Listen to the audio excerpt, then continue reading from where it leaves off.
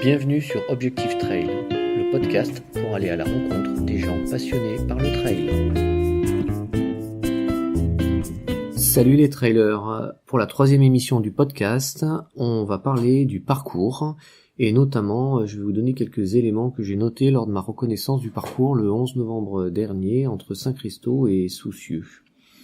Mais avant cela, je tenais à remercier tous ceux qui m'envoient des petits messages d'encouragement depuis l'apparition du guide. Et aujourd'hui, je vais en citer quand même quelques-uns. Je pense à Michel, Guillaume, Thomas, Christophe ou Boba Fleur qui m'ont remercié et donné quelques indications sur le guide et ce qu'il leur avait déjà apporté. Donc merci à eux, c'est super sympa de recevoir des messages aussi positifs. Pour revenir à la Saint-Élion, aujourd'hui je vais un peu vous détailler le parcours pour aller un petit peu plus loin que de ce que j'ai pu écrire dans le guide. Donc on va passer étape par étape et je vais essayer de vous donner les points importants ou essentiels à prendre en compte pour réussir votre course qui arrive prochainement. Donc le départ de Saint-Étienne à Saint-Christau, 16 km pour 530 mètres de dénivelé positif. 2 points d'attention sur cette partie. Tout d'abord le départ sur les grands boulevards de Saint-Étienne où il faut surtout pas se laisser embarquer par le rythme élevé et la fraîcheur des jambes qui donne envie pour le coup de courir plus vite que ce qu'on devrait faire pour maintenir l'énergie au maximum le plus longtemps possible sur la course. En fait, dès le départ, faut penser à conserver sa vitesse de course prévue et son planning de course. Prévoir en 10 heures, c'est pas prévoir en 7 heures, donc il faut bien s'adapter dès le départ. Ensuite, le deuxième point d'attention sur cette étape, malgré tout, c'est le dénivelé. C'est l'étape avec le plus de dénivelé, 530 mètres.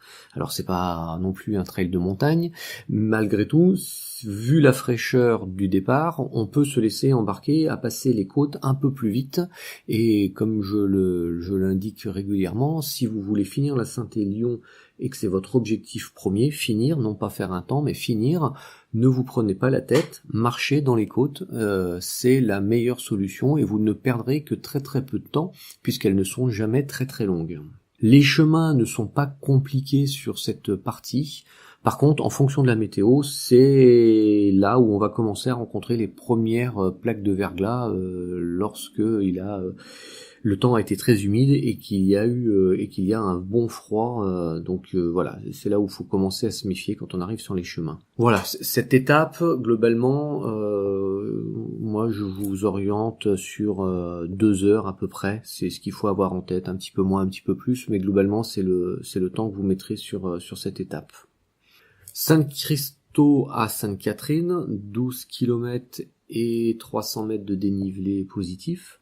Là, alors je vais, comme c'est ce que j'ai fait en ravitaillement, en reconnaissance, je vais pouvoir vous détailler un petit peu plus cette partie. Alors c'est peut-être tout d'abord une partie malgré tout sur des chemins qui est relativement roulante en fait. On n'a pas l'impression, mais c'est une partie assez facile. Et là encore une fois, attention à pas se laisser embarquer sur un faux rythme qui n'est pas le plus approprié, puisque là, vous voyez, jusqu'à Sainte-Catherine, on aura fait 28 km, c'est assez facile d'être en forme jusqu'au 28e kilomètre. Et après, ça se gâte. Donc, vous sortez du ravitaillement et vous avez une bonne petite montée sur route dans le village, qui pour le coup n'est pas très longue, 150-200 mètres, avant de commencer à basculer sur une descente sur la route. Là, on rejoint les chemins, on va traverser la départementale après 500 ou 600 mètres de terrain à peu près plat. Et là, on va avoir un profil relativement descendant pendant plus de 4 km sur des chemins très faciles. Et là, c'est assez agréable, il suffit de laisser dérouler tranquillement, justement, sans forcer. Là, on va avoir en fait 2 remontées qui vont nous ramener sur les chemins. La première, environ 400 mètres sur route, puis derrière, environ 600 mètres sur les chemins. Et là, on retrouve en fait les hauts des monts du Lyonnais pour revenir sur un parcours plus historique de la Saint-Élion. Là, on va avoir un chemin assez large descendant, une petite remontée.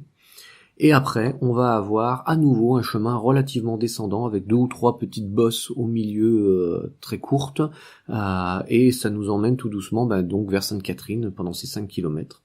Et quand en fait dans le parcours vous allez commencer à avoir du grillage sur votre droite, et si vous faites attention vous apercevrez qu'il y a quelques caravanes, c'est le parking qui va vous indiquer que vous arrivez vers Sainte-Catherine, et que là on va entamer en fait la dernière descente, le dernier kilomètre, qui est un peu plus raide, un peu plus caillouteux, un peu plus feuillu, donc pour le coup potentiellement plus glissant. Donc là c'est là aussi dans ces zones-là, vous jouez pas votre course sur cette descente qui dure 1 kilomètre, vous mettez 10 minutes ou vous mettez 12 minutes, ça changera pas grand chose à la fin.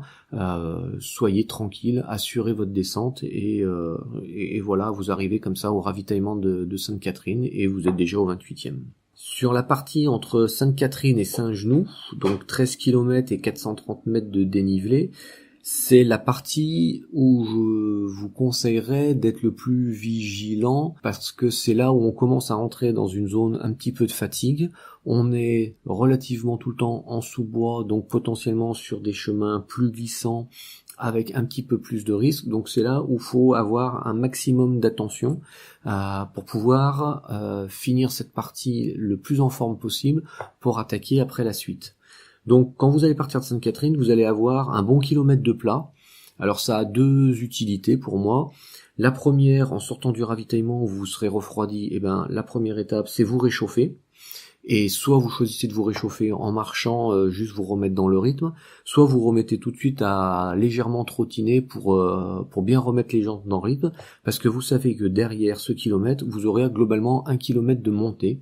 Alors une petite montée sur un chemin pas très pentu, ce qui permet là de marcher assez facilement d'un bon pas, mais c'est pas la peine de courir encore une fois.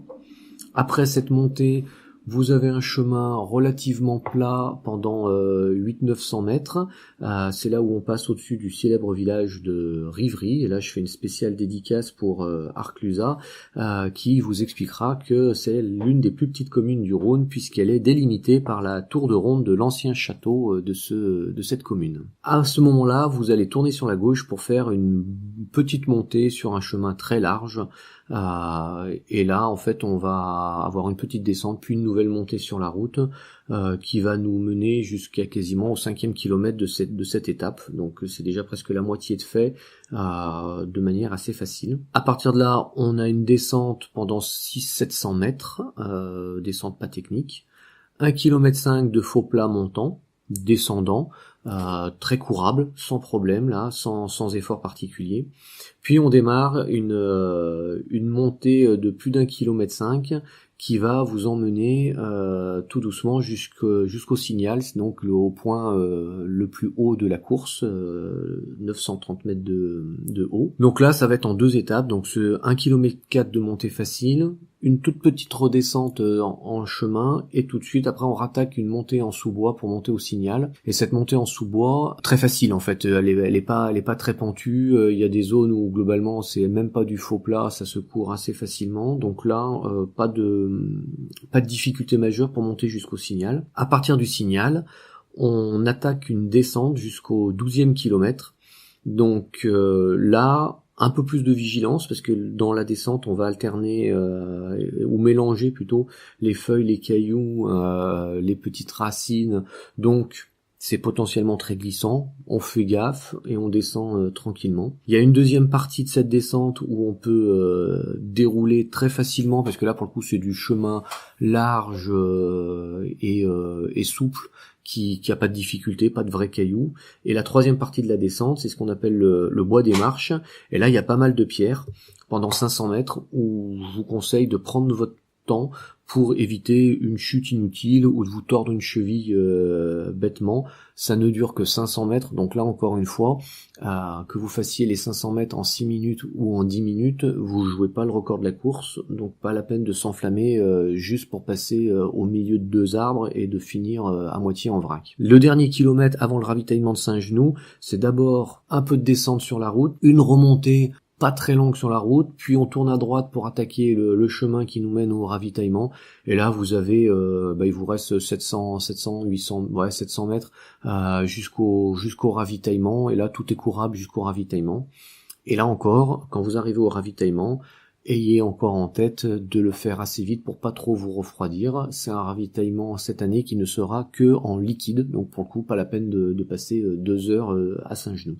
Donc la partie de Saint-Genoux à Soucieux, 11 km et 240 mètres de dénivelé. Là donc on commence à revenir vers la ville. On va démarrer en sortant du ravitaillement par une légère descente, puis une longue montée de 800 mètres.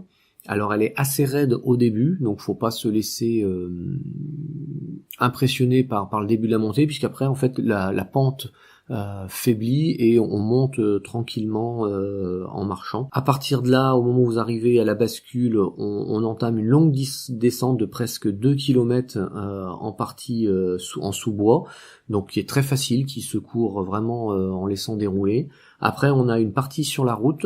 Là, c'est ce que je n'aime pas trop, parce que je trouve qu'effectivement courir en descente sur la route, la descente, c'est relativement pentu, donc ça tape plus facilement en tout cas, et donc mon genou aime pas. Donc je vous conseille de conserver une foulée la plus souple possible pour pas vous cramer les quadriceps dans la descente. On va avoir 1 kilomètre de remontée pour arriver sur Rontalon. Dans Rontalon, après, on va basculer sur une descente pendant, effectivement, là aussi, environ 1 kilomètre. Pas très technique, la descente, pas de souci particulier. On va remonter à nouveau pendant 1 kilomètre. On va attaquer un long faux plat de 600 mètres pour rejoindre une route. Vous verrez un petit aérodrome sur votre droite, petit aérodrome privé pour des modèles réduits. Et à partir de là, on attaque la descente sur le haut Marjon et le bas Marjon, au milieu des vergers. Et là, c'est jusqu'à Soucieux, c'est courable. C'est presque 5 km où il faut tenir son rythme, pas s'emballer, justement commencer à prendre sa cadence, puisque ça sera le rythme qu'il faudra maintenir après jusqu'à Lyon. Donc il faut commencer à se mettre dans la philosophie, je cours et je suis sur mon rythme de course à pied, parce que le terrain est relativement plat, relativement facile. Pour le coup, là, en fonction de l'état de fatigue, se projeter sur le fait qu'on aura un point de ravitaillement à Soucieux dans un gymnase, donc chauffé, donc ça permet d'avoir un peu plus de réconfort. Et en même temps, si vraiment ça devient compliqué, réduisez vos petits objectifs, raisonnez micro-étape par micro-étape, je cours jusqu'au prochain poteau, je cours jusqu'au prochain croisement, et ne lâchez pas l'affaire, puisque c'est là par contre les minutes s'envolent plus facilement sur le plat, donc et vous arrivez à Soucieux en ayant fait cette partie de 11 km assez facilement. La partie de Soucieux à Chaponneau, c'est 10 km et 160 mètres de dénivelé positif. Le dénivelé va se retrouver surtout au niveau de la descente et de la montée vers le Garon. Là, c'est pareil, ça peut être un peu technique, un peu glissant.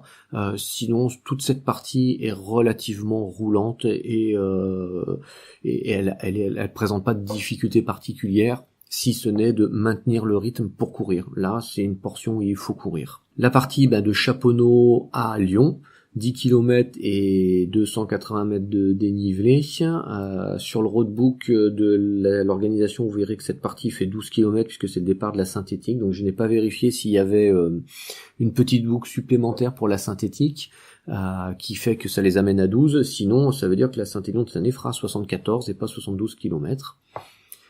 Cette partie-là est évidemment très roulante jusqu'à arriver à Bonan. Vous allez avoir une longue descente sur Bonan sur bitume avant d'attaquer la très célèbre montée des Aqueducs.